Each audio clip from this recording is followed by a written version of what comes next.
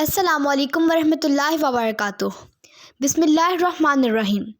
Doctor نے مجھے blood test کی رپورٹس بتائیں تو مجھے دھچکا لگا۔ جس کا خدشہ تھا وہی ہوا۔ مجھے لاسٹ سٹیج کا کینسر تھا۔ گھر آتے آتے میں سوچتا رہا، بیوی کو کیسے بتاؤں گا، بچوں کو کیا کہوں گا۔ گھر پہنچ کر میں نے سیف میں سب رپورٹس چھپا دیں۔ بیوی پوچھتی رہی، میں نے کچھ بھی نہ بتایا، سب نارمل ہے کہہ کر ٹال دیا۔ رات کھانے کے بعد واک کرنے نکلا تو دل بند سا ہونے لگا۔ کس کا دل کرتا ہے یہ چمکتی دمکتی روشنیاں، یہ چہل پہل، یہ ہنسی کہہ کے چھوڑ کر جانے کا۔ پیاری بیوی، پیارے پیارے بچے چھوڑ کر کیسے جاؤں گا؟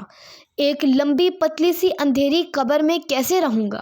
میں چلتا رہا اور سوچتا رہا، حتیٰ کہ قبرستان آ گیا۔ قبروں کے کتبے جیسے مجھے ہلانے لگے۔ میں بیچ کے اونچے نیچے راستے پر چلنے لگا۔ قبریں خاموش تھیں، لیکن کیا ان کے اندر واقعی خاموشی تھی؟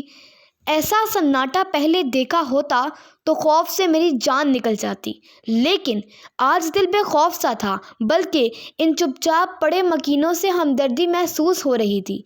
کچھ چھوٹی کچھ بڑی قبریں، کچھ پر مردوں کے نام کچھ پر عورتوں کے نام: غلام مصطفیٰ بن غلام محمد، مرحوم جاوید اسلم، چودھری مختار خان، آنسہ الفت بطول، خورشید انور، بیگم رضیہ سلطانہ، ماریہ احمد بنت محمد وارث۔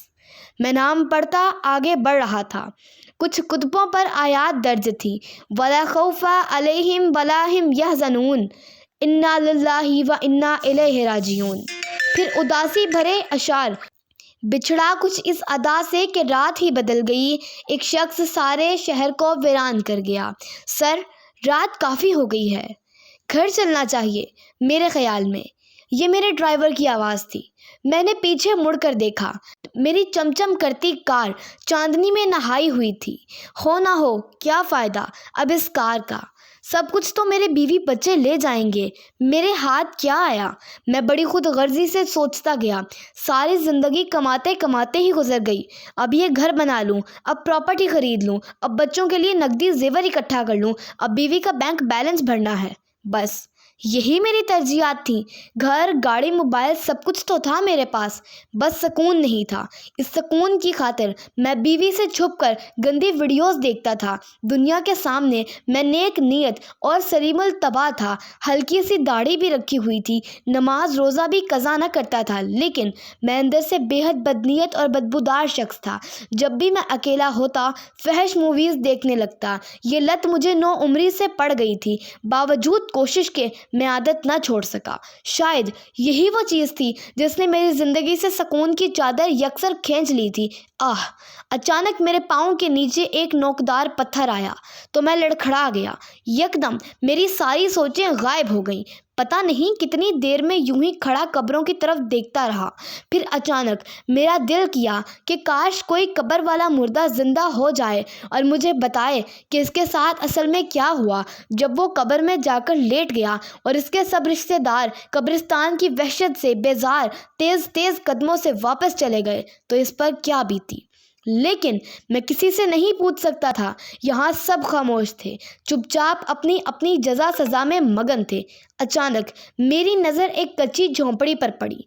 دیے کی روشنی پردے کے پیوند سے باہر جھانک رہی تھی۔ یہ یقیناً گورگن کا مسکن تھا۔ بابا جی، نہ جانے آپ نے کتنی قبریں کھودیں، کتنوں کے اخروی انجام آپ کو معلوم ہوں گے، بس مجھے کوئی نصیحت کر دیں، میں نے چمکتی پیشانی والے بابا جی سے کہا۔ میرے لہجے میں کینسر زدہ انسان کی بے بسی تھی۔ پتر، سچے رب کی سچی اطاعت ہی کام آتی ہے، اور کچھ یہاں کام نہیں آتا۔ بس تو اکیلے میں رب کی اطاعت کرنا سیکھ لے۔ جب تو اکیلی قبر میں لیٹے گا تو وہ رب تیرا ساتھی بن جائے گا، بابا جی نے کہا، اور دیا تیز کر دیا، اپنے طاق کا بھی اور شاید میری امید کا بھی۔ سر، آپ یہاں ہیں؟ میں پریشان ہو گیا تھا۔ میرا ڈرائیور مجھے ڈھونڈتے بابا جی کی کٹیا تک آ گیا تو میں نے بابا جی کو سلام کیا اور الٹے قدموں واپس چلا آیا۔ جب میں گاڑی میں بیٹھنے لگا تو میں نے ایک منظر پورے قبرستان پر نظر ڈالی۔ کچھ قبروں کے مکین مسکرا کر بابا جی کے لفظوں کی تائید کر رہے تھے۔ وہ خوش تھے اور چہچہا رہے تھے۔ باقی قبروں کے مکین حسرت و یاس کی تصویر تھے۔ وہ اپنے کفن کو نوچ نوچ کر جلا رہے تھے کہ ان کا کوئی ساتھی، کوئی مددگار نہیں تھا۔ حضرت ثوبان رضی اللہ تعالیٰ عنہ سے روایت ہے کہ رسول اللہ صلی اللہ علیہ وآلہ وسلم نے ارشاد فرمایا، میں اپنی امت میں سے یقینی طور پر ایسے لوگوں کو جانتا ہوں جو قیامت والے دن اس حال میں آئیں گے کہ ان کے ساتھ تہامہ پہاڑ کے برابر نیکیاں ہوں گی، تو اللہ عز و جل ان نیکیوں کو ہوا میں منتشر ہو جانے والا غبار بنا کر غارت کر دے گا۔ حضرت ثوبان رضی اللہ تعالیٰ عنہ نے عرض کیا، اے اللہ کے رسول، ہمیں ان لوگوں کی نشانیاں بتائیے، ہمارے لیے ان لوگوں کا حال بیان فرمائیے، تاکہ ایسا نہ ہو کہ ہم انہیں جان سکیں اور ان کے ساتھ ہو جائیں۔ رسول اللہ صلی اللہ علیہ وآلہ وسلم نے ارشاد فرمایا، وہ لوگ تم لوگوں کے دینی بھائی ہوں گے اور تم لوگوں کی جلد ظاہری پہچان اسلام میں سے ہوگی اور رات کی عبادت میں سے اسی طرح حصہ لیں گے جس طرح تم لوگ لیتے ہو، یعنی تم لوگوں کی ہی طرح قیام اللیل کیا کریں گے، لیکن ان کا معاملہ یہ ہوگا کہ جب وہ لوگ اللہ کی حرام کردہ چیزوں اور کاموں کو تنہائی میں پائیں گے اور انہیں استعمال کریں گے۔ خدارا اپنی تنہائیوں کو پاک رکھے، خدارا اپنی تنہائیوں کو پاک رکھے۔ امید ہے کہ یہ بات تیرے دل میں اتر جائے۔ خواہش صرف اتنی ہے کہ کچھ الفاظ لکھوں جس سے کوئی گمراہی کے راستے پر جاتے جاتے رک جائے، نہ بھی رکے تو سوچ میں ضرور پڑ جائے۔